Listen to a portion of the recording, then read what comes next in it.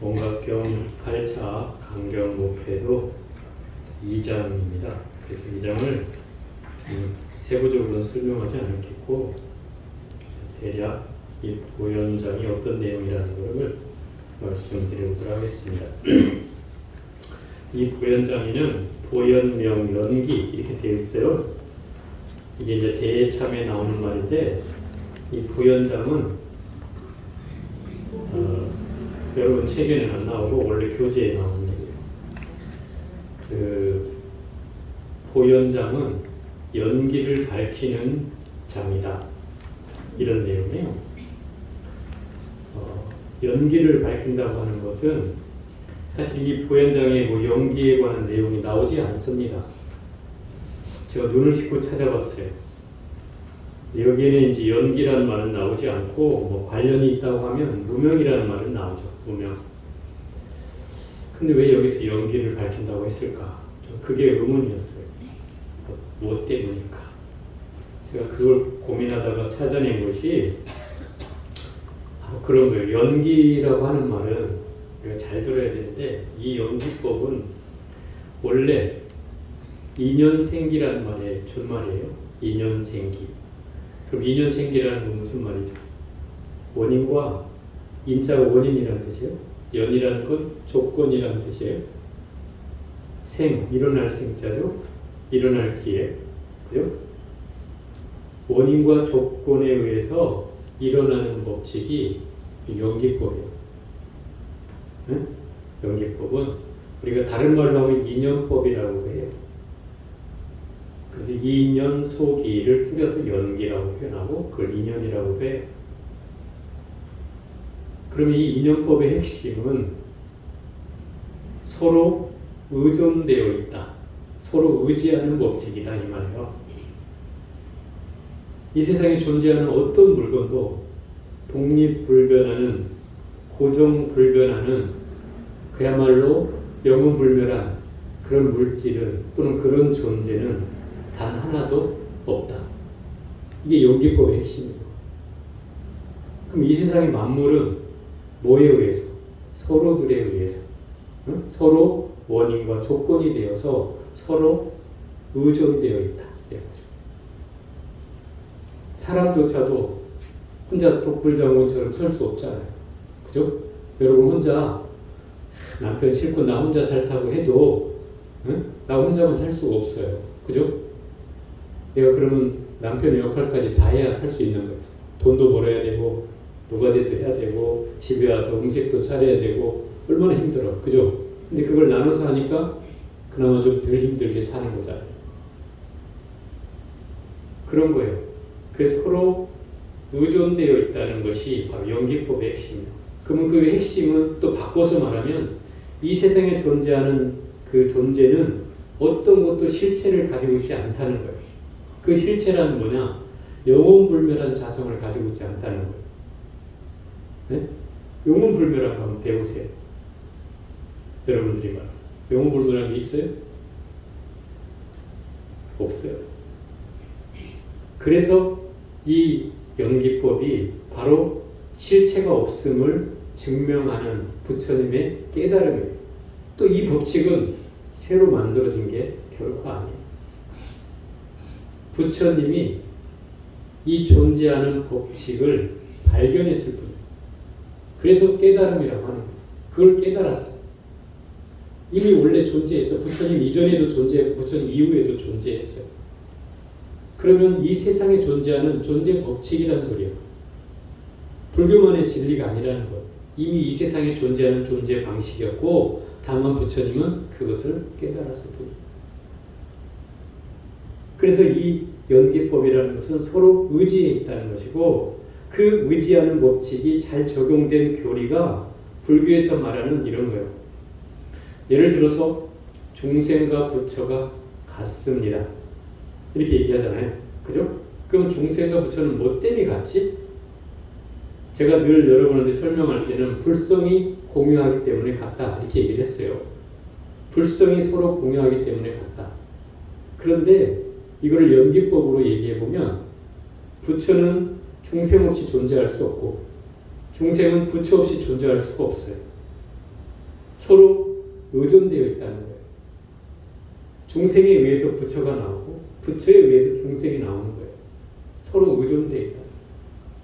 이게 우리 불교에 대한 큰 교리예요. 이것을 제대로 보는 것이 뭐냐? 그게 정견이에요. 바르게 보는 거다. 정견. 이 바르게 보는 것이 얼마나 어려운가 하면 제가 여러분 수업 시간에도 누누이 예를 들었는데 저 밖에 보이는 대상이 일명 색이라고 해요. 색.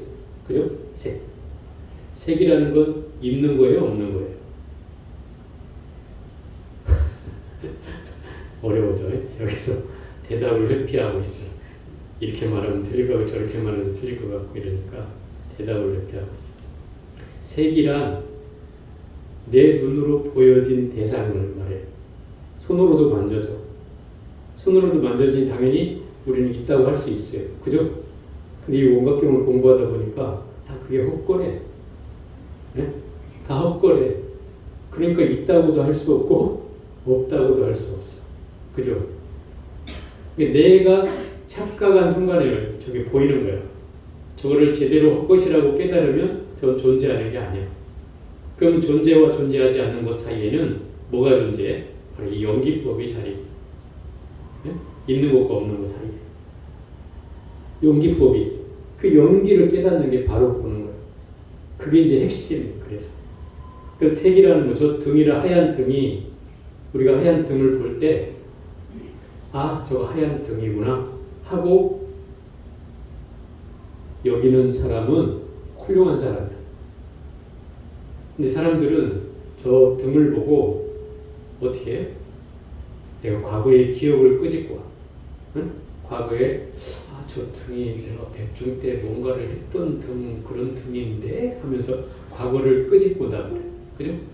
과거를 끄집고 와서 저 등을 바라보니 내 기억 속에 남겨진 등과 밖에 보이는 등이 서로 만나게 되는 거예요. 이것을 우리 뭐라고 해? 이걸 착각이라고 해요. 네? 착각. 왜 착각이에요? 저 하얀 등을 보고 그냥 등이라고 받아들였으면 이건 착각이 아니야. 근데 우리는 항상 저 등을 보면서 과거의 기억을 끄집고 와. 아, 저거 옛날에 내가 어느 절에 갔을 때 백중 때 올렸던 등 이렇게 나와.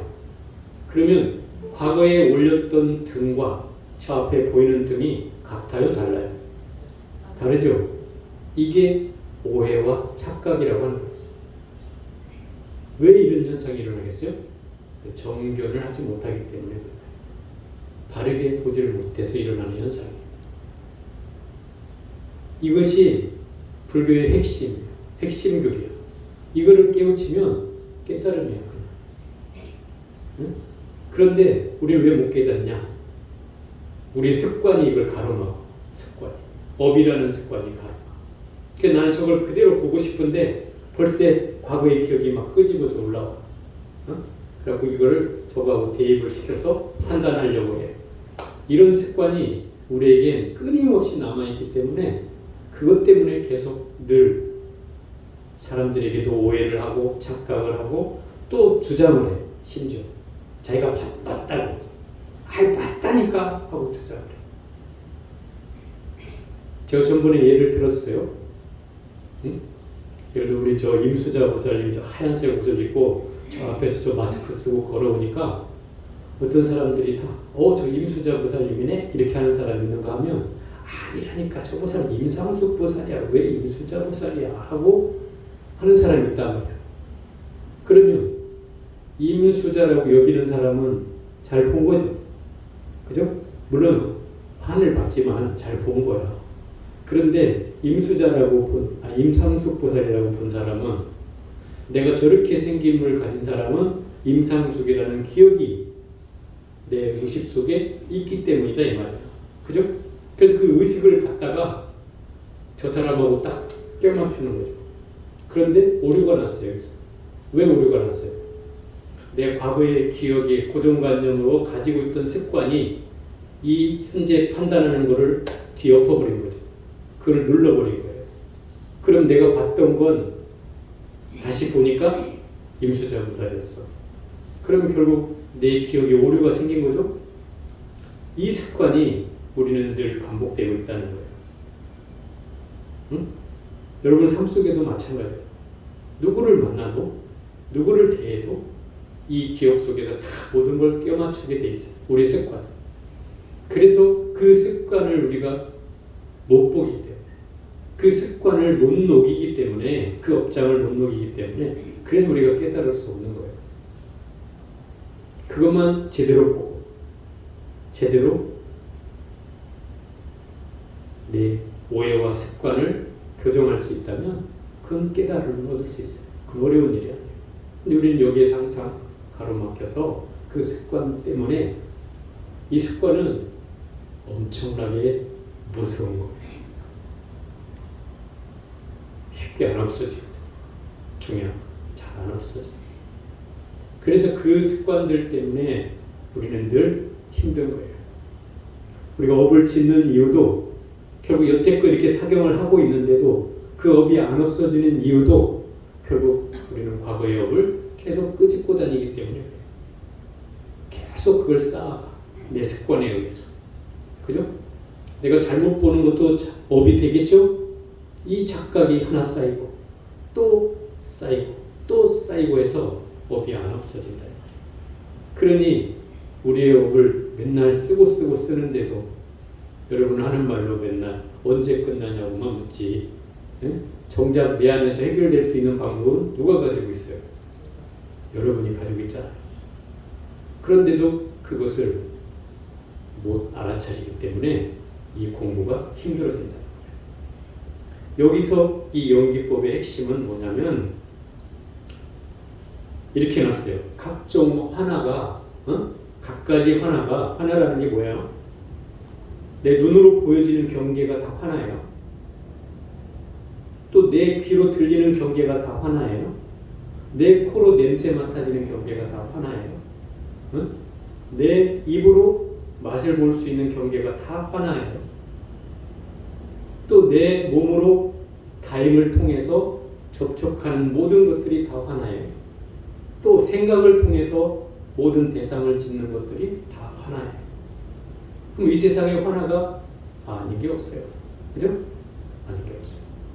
그런데 이 화나가 어디서 나왔냐? 이렇게 물으니까 원광묘심에서 나왔다. 그래요. 그 원광묘심이 뭐냐? 바로 부처님의 궁극의 깨달음, 부처가 되는 마지막 깨달음, 그 깨달음을 원광묘심이라고. 그 깨달음에서 뭐가 나왔다? 화나가 나왔대. 각종 헛것이 나왔대. 헛개비로 보이는 모든 것이 다 이 부처님의 궁극적인 깨달음에서 나왔대. 이 말이 잘 이해가 안 되는데 이거를 연기법으로 대치를 하면 이해가 된다 이 말이에요. 부처님의 궁극의 깨달음은 바로 화나에 의해서 완성된 거예요. 화나가 없으면 깨달음도 없어요. 그러니 화나에 의해서 원광묘심을 얻었고 원광묘심에 의해서 화나가 나오는 거예요. 이게 연기법이에요. 이 이치가 바로 이 원각경에 써져 있는 제2장의 핵심이 그 논리예요.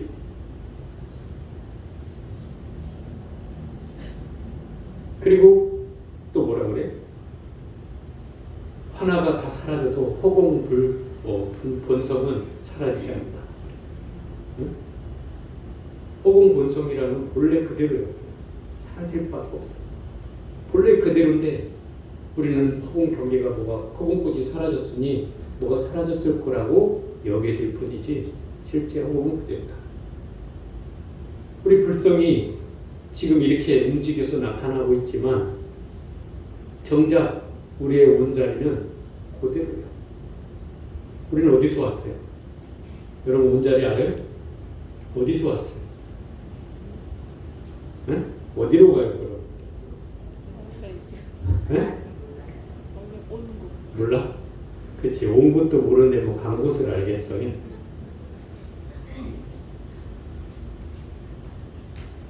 근데 어쨌든 어디선가 왔어. 뭐 어떤 사람은 어머니 뱃속이라고 할지 모르겠는데 그 뱃속 이전에 어디선가 왔어. 그 모양새가 우리의 형상으로 나타나 왔기 때문에 우리는 이 형상이 어때? 있는 것처럼 보이잖아요.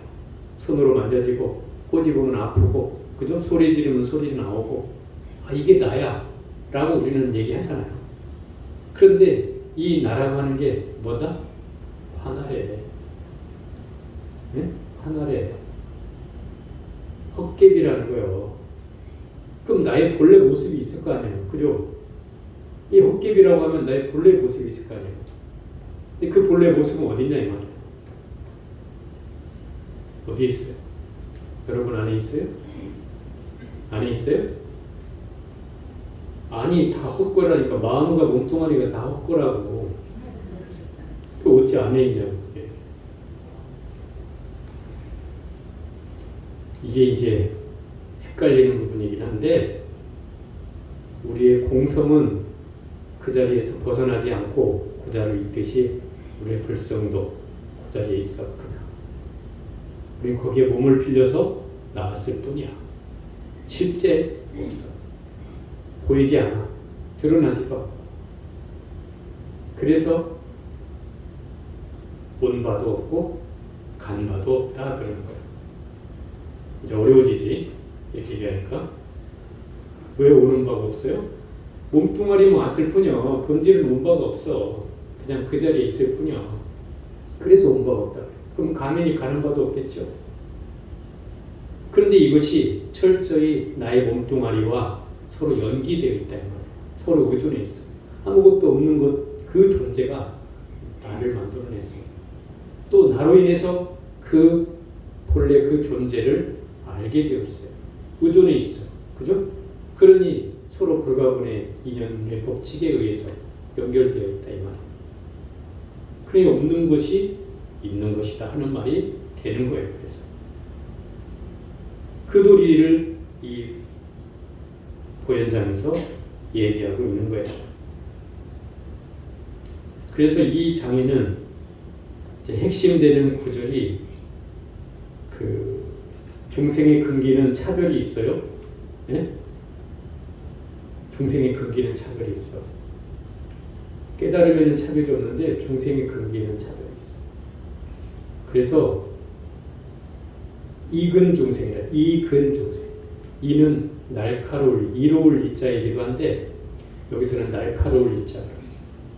뭐가 날카롭겠어요? 근기가 예리하다 이 말이에요. 그래서 한마디를 들으면 탁 알아먹는다. 그래서 이근 중생이라고. 그 반대는 뭐예요? 둥근 중생. 어? 둥근 중생. 많이 들었지? 둥근 중생. 둥글둥글한 둥근 중생. 그런 말이 아니고 둔하다 이 말이에요. 근기에 둔해서 둥근 중생이라고 한다. 그런데 이 보현장에는 근기가 상근기인 사람은 지환증리 여기 나와 부작방편 그죠? 이환즉가 영무점차 이게 이제 이근의 한 말이야. 사국이야. 이 상근기의 중생은 환을 헛것인 줄 아는 순간 그 헛것을 떠난다는 거예요. 그러니 뭐예요? 방편을 지을 것도 없다는 거예요. 또 환을 그 떠나는 그 순간이 뭐다? 깨달음이라는 거예요.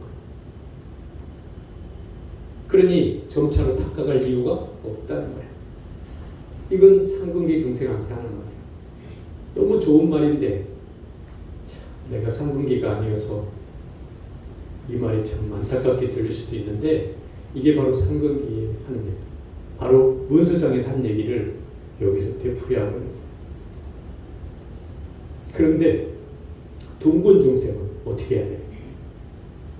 둥근 중생은 여기에 비유를 들어놨어. 뭐라고 표현하냐면 비유하면 불을 피울 때 두 나무를 비벼서 불이 없으니까 불씨를 만들기 위해 나무를 비벼서 불이 붙게 되고 또 불이 붙으면 그 나무가 다 타게 될 거 아니에요? 그 나무가 타고 나면 재가 바람에 날아가고 그 연기는 다 사라지고 나면 뭐가 있어요, 없어요?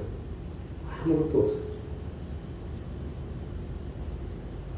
근데 뭔가는 비비는 자가 있어야 되고, 그죠? 그 불이 사라지는 게 필요한 거예요. 결국 나라고 하는 존재와 보여지는 이 세계, 대상이 다 사라질 때, 그때 아무것도 없는 이 불처럼 우리의 마음에도 이런 업식이 다 사라진다 이 말이에요. 열심히 뭘 해야 된다고? 비비는 뭐를 해야 된다는 거예요. 그죠? 이게 방편점차예요. 뭔가 방편이 필요하고 점차적 수행 단계가 필요한 얘기다 이 말이에요. 이 두 가지를 함께 써내는 게 바로 이 보현장이에요. 여러분들은 그 말이 더 와닿을 수는 있겠죠. 둥근 중생이라고 스스로 생각할 테니까요. 상근기라고 제가 물어봤어. 상근기 중생 있냐고. 한 사람도 손을 안 들었어요. 그래서 여러분이 다 스스로 아, 나는 둥근 중생이구나 이렇게 생각하는 줄 내가 미루어 짐작하는 거예요. 그래서 이제 이 개송에 그 정리해서 이렇게 나왔어요. 환과 같은 무명이, 이 무명이라는 것도 다 환이야. 사실은 우리가 어리석은 중생의 업식의 근본이 무명이라고 하잖아요. 그 무명도 환이라는 거예요. 그러면 무명이라는 사실을 내가 알면은 그거 벗어나는 거예요. 근데 왜 못 벗어나냐? 왜 그래? 이 업과 습기가 우리를 장애하고 있다고 여기기 때문에 그렇죠. 나는 또 스스로 둥근 중생이라, 나는 금기가 하열해서 내가 이런 걸 딱 못 알아먹고 딱 못 내려놓는다고 생각해 스스로. 응? 이 업에 대해서 내가 자유롭지 않다고 생각을 해. 이미 내가 스스로가 걸려있다 이 말이야. 그러니까 그걸 통해서도 못 벗어나는 거죠. 그래 중생이 무시해요. 옛날 시작도 없는 아주 옛날로부터 이 환과 같은 무명이 다 모든 열애의 온각심에서 나왔느니라. 그 온각심이 아까 말한 온각묘심이야. 네? 온각묘심. 궁극의 깨달음 그 자체의 마음에서 뭐가 나왔다? 무명과 중생의 환이 나왔다는 거예요. 이게 바로 연기법이다 이 말이에요. 온각묘심에 의해서 이 환화와 무명이 나왔고, 이 환화와 무명에 의해서 온각묘심이 생겨나는 거예요. 그게 인연법이다.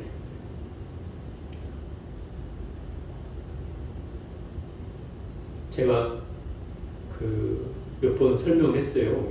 그 첫 장 문수장할 때도 아마 그 설명을 한 것 같은데, 진여, 보리, 열반 그 바람일까지 흘러나와 모든 보살을 가르치니, 이 대목이 이제 문수장에 나오는 대목이에요. 거기에 보면 진여라는 거는 뭐예요? 참 진리와 같다 이런 뜻이에요. 이것은 거짓되지 않다는 말이에요. 또 보리는 번뇌가 없는 걸 말하는 거예요.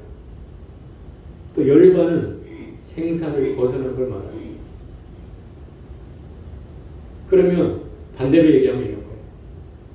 진여는 거짓말에 의해서 나왔어요. 네? 거짓말에 의해서 나왔어, 진여. 이해가 돼요? 그럼 반대로 얘기하면 진여에서 거짓말이 나왔어. 이게 연기법이다 이 말이에요. 자, 보리는, 깨달음은 번뇌에서 나왔어. 번뇌는 보리에서 나왔어. 이게 연기법이에요. 또 열반은 어디서 나와요? 생사에서 나왔어. 생사에 의해서 또 열반이 나와요. 그죠? 우리가 생과 사를 겪으면서 거기서 뭐야? 완전한 열반이 되면 부처님이 보여주셨잖아요. 열반을. 그죠? 생사의 끝자락에서 보여줬어요. 생사가, 부처님은 생사의 괴로움을 해결하기 위해 출가했잖아요. 그죠? 생사의 괴로움을 해결하게 돼. 근데 부처님 돌아가셨어. 근데 어떻게 해결이 됐다는 거지? 부처님이 해결한 건 그 고통을 해결했다는 거예요. 고통. 생사가 우리는 생은 즐거운 것이고 죽음은 괴로운 것이다. 이런 고정관념이 있죠. 그죠? 근데 사실은 탄생이 더 괴로워. 그 빽빽 울잖아. 그런 놈을 또 볼기짝을 때려갖고 울려야 된대. 이미 생이 고임을 깨닫게 해주는 건지 몰라. 어? 야, 울면서 아 내가 왜 태어났을까 이런 생각을 할지도 모르지. 그 아이 생각으로는. 근데 어쨌든 이 생사가 고라는 거예요. 근데 우리의 인식은 생은 고라고 여기지 않잖아. 그죠? 그래놓고 지금 와서 그래. 안 태어났을걸. 안 태어나면 좋겠다. 이런 얘기를 한단 말이야. 그게 뭐예요? 사는 게 별로 좋지 않다 이 말이잖아. 그럼 생사가 괴로움이라는 거예요. 결국은.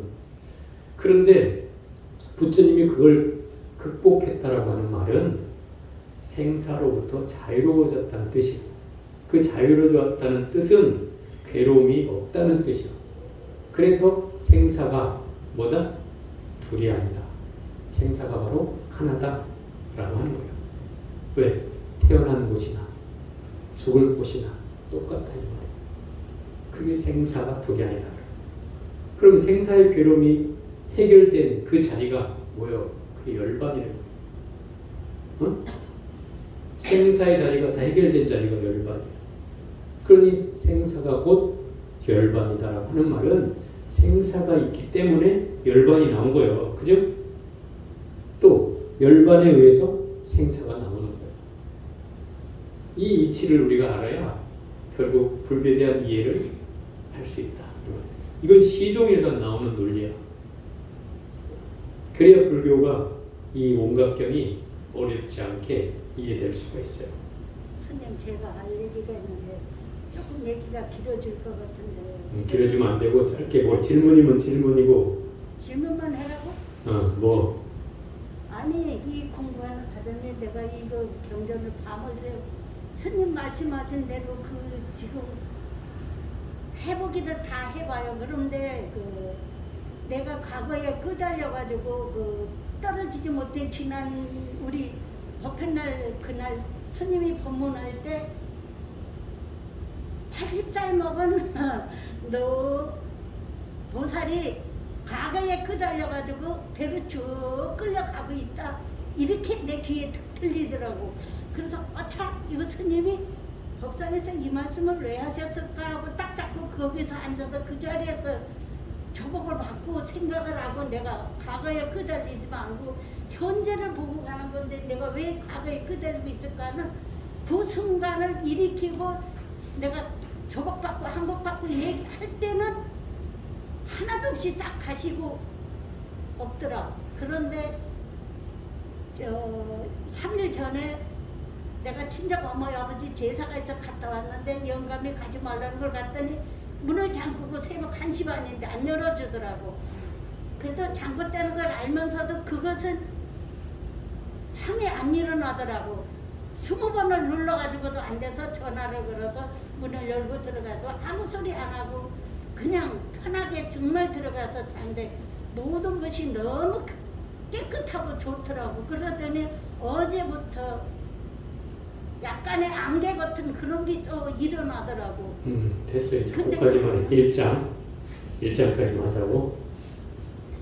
이제 경계라는 것은 네. 내가 뭐 80살 먹은 사람을 얘기했을 리도 없고 네.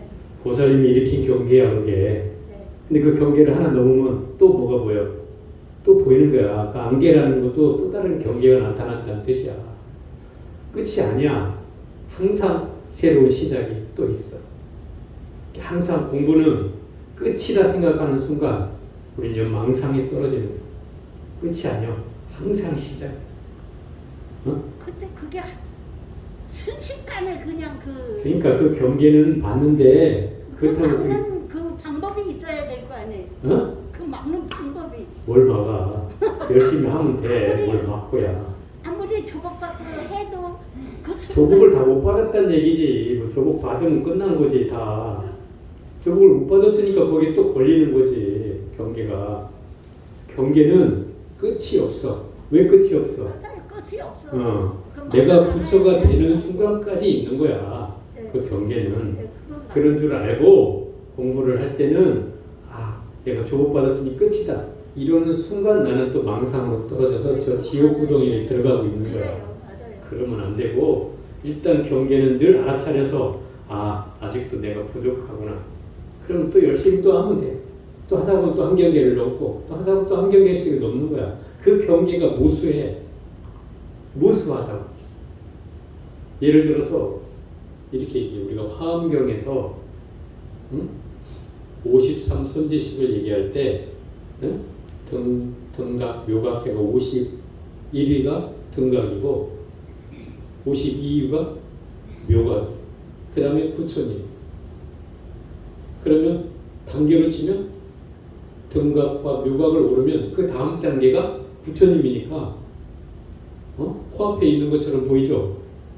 그것만 한 단계만 올라가면 부처님이 될 거라고 생각하잖아요. 근데 여기에 보이지 않는 단계가 무수하게 있어요. 무수하게. 내가 묘각에 올랐으니 내가 부처님이 된 것처럼 여겨질지도 모르지만 여기서 착각이 일어나는 거예요. 절대 부처님이 되는 것은 수많은 인지법행이 필요해. 인지법행이 필요하다. 그 인지법행이 뭐예요? 부처님이 되신 건 부처님의 과유야. 결과로 과거의 생을 통해서 부처님의 결과가 되었어요. 그리고 부처님이라는 그 결과로 성취되는 그 원인이 되는 거기에 부합되는 부처님 같은 수행이, 법다운 수행이 인지법행. 그럼 보살을 통해서 끊임없이 수행해 왔던 그 과정들이 결코 무시되지 않는 말이 바로 인지법행이다. 그 부처님도 과거 생에 보살일 때 끊임없는 수행을 했잖아요. 그걸 통해서 부처가 되는 거예요. 그걸 부처님 왜 보여줬겠어요, 우리에게. 그리고 그걸 인지법행으로 여기서 증명해달라고 해서 그걸 설명해 주잖아요. 그 얘기는 결국 우리가 늘 그것이 나의 지침이 되어서, 그죠? 나침반이 되어서 부처님 앞에서 행하신 길을 나는 한 발짝 한 발짝 따라가라는 얘기예요. 뚜벅뚜벅 가다 보면 그 부처님 가신 길에 뒷공무니에 발자취가 나오면 그 길을 따라서 가면 돼. 그걸 보여주기 위해서 이 인지법행을 설명해 놨다. 어떤 경계가 나타나면 그 경계가 우리에게 뭔가 큰 깨우침을 주긴 하지만 그 깨우침을 얻는 순간 그때부터 다시 시작이구나 이렇게 여기면 돼. 자꾸 내가 뭘 알았다고 생각이 드는 순간 우리는 또 다른 경계에 빠져. 거기서 헤어나오기가 더 어려워지는 거예요. 그걸 빨리 놓을 수 있는 사람이 빨리 다음 단계로 넘어가는 사람이에요. 왜 못 넘어가냐면 환희심이 일어나거든. 그럴 때는 환희심이 일어나고 내 모든 걸 다 얻은 것 같아. 마치 내가 지금 마음에 부처님이 가운데 또 막 자리한 것 같아. 그 순간에는 다 뭘 얻은 것 같죠. 그럴 때 내가 내려놔야 돼. 왜? 나는 아직도 이 보살의 과정을 수도 없이 겪어야 부처가 되기 때문에 이것은 지금 하나의 경계일 뿐이야. 그걸 알아차려야 된다. 그걸 못 알아차리면 우리는 이 수행에 엄청난 오차가 생겨요. 잘못하면 삿된 도로 빠져요. 그래서 본수장에서 뭐라고 그랬어요? 지혜롭지 않으면 반드시 삿된 견해를 만난다고 그랬죠. 그 얘기가 그런 얘기예요.